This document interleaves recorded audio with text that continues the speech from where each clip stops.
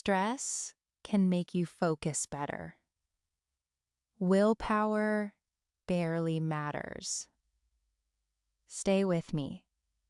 This gets strange. Because here's what almost everyone believes about focus instead. Just try harder. It sounds obvious. It's also almost completely wrong. This is the biggest misconception in focus, and it changes how you should work today. Picture gritting your teeth at a screen, willing yourself to concentrate. It rarely works. Minutes later, they're on their phone, not weak-willed. Willpower was never the mechanism. Focus isn't a decision. It's a chemical state your brain has to physically enter. Neuroscientists picture it as an arrow. 3 chemicals, 3 separate jobs. The shaft is epinephrine,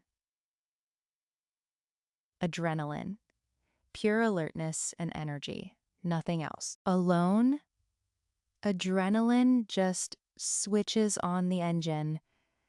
It doesn't point you anywhere. The arrowhead is acetylcholine, a spotlight that decides what matters right now. It dims everything else in the room, literally, inside your own brain.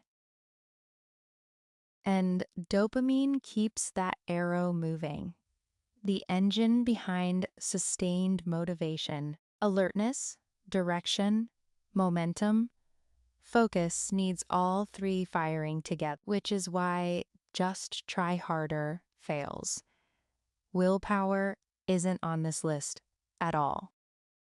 So, what actually moves these 3 chemicals into place? One of the most reliable triggers is something you've been told to avoid. The advice has always been eliminate stress and focus comes back. Researchers tested that directly, a real stress test. 47 people, then a concentration exam. The stressed group's concentration went up, not down. Mild, short stress releases exactly the chemicals the arrow model needs. It narrows your focus, literally, the same way a lens sharpens an image. You can trigger this on purpose for free. A short cold shower. One study found cold exposure can sharply raise dopamine for hours afterward. Not jittery stress, the kind that sharpens the arrow instead of breaking it. Now, try reading on an empty stomach in a room that smells like dinner. Your eyes keep drifting, not from laziness.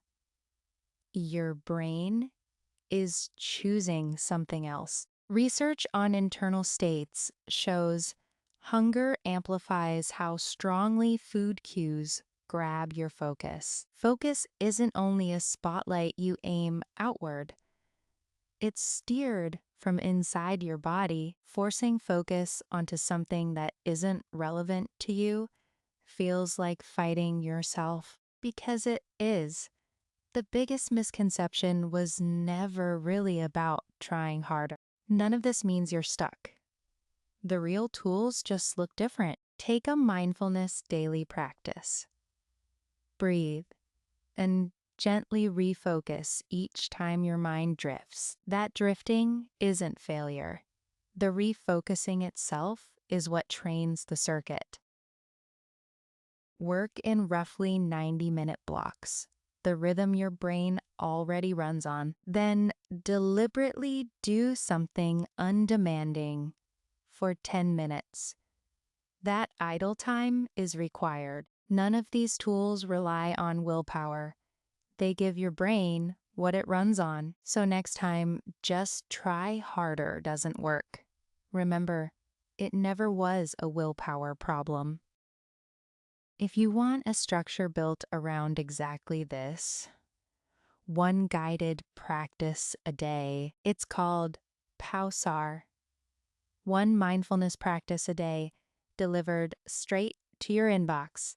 Link is in the description below. Subscribe for more science that overturns what you were sure you already knew.